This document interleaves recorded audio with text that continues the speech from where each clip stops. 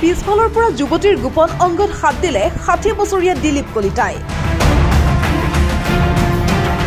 হৰিনাম লোৱাৰ বয়সত যুৱতীৰ দেহৰ জুতি লোৱাৰ মন দিলীপ কলিতাৰ। বিদ্যুতৰ কাম কৰিবলৈ গৈ যুৱতীক ধৰ্ষণৰ চেষ্টা লম্পট দিলীপৰ। নলবাৰীৰ বালিতৰাত সংঘটিত হৈছে এই জঘন্য ঘটনা। এগৰাকী যুৱতীৰ গোপন অংগত হাত দিলে লম্পট দিলীপ কলিতাই। 60ৰ ঊৰ্ধৰ দিলীপ কলিতাই হৰিনাম লোৱাৰ বয়সত যুৱতীৰ দেহৰ জুতিকে লৈ ফুৰিছে।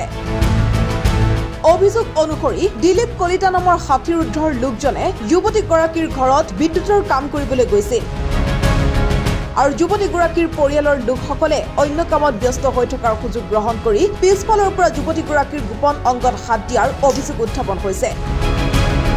লগতে ধৰ্ষণৰ অপচেষ্টা চলোৱাৰো অভিযোগ উত্থাপন হৈছে।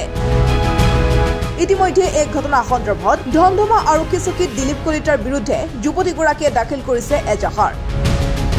এজাহাৰ দাখিল কৰাৰ পিছৰে পৰা পলাতক অৱস্থাত আছে লম্পট দিলীপ কলিতা। ইফালে আৰক্ষীয়ে দিলীপ কলিতাক আটক কৰাৰ ক্ষেত্ৰত গাফিলতি কৰাৰ অভিযোগ তুলিছে ভুক্তভোগী যুৱতীগৰাকীয়ে।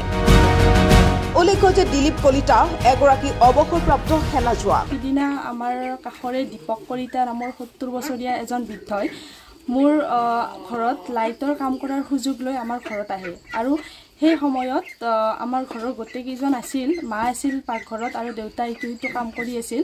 তেতিয়া লাইটৰ ছুইচ আনিব কৈ মোক তেওঁ বেয়াকৈ বুকুত টাচ কৰে। ব্যুৰো ৰিপৰ্ট, প্ৰতিবিম্ব লাইভ।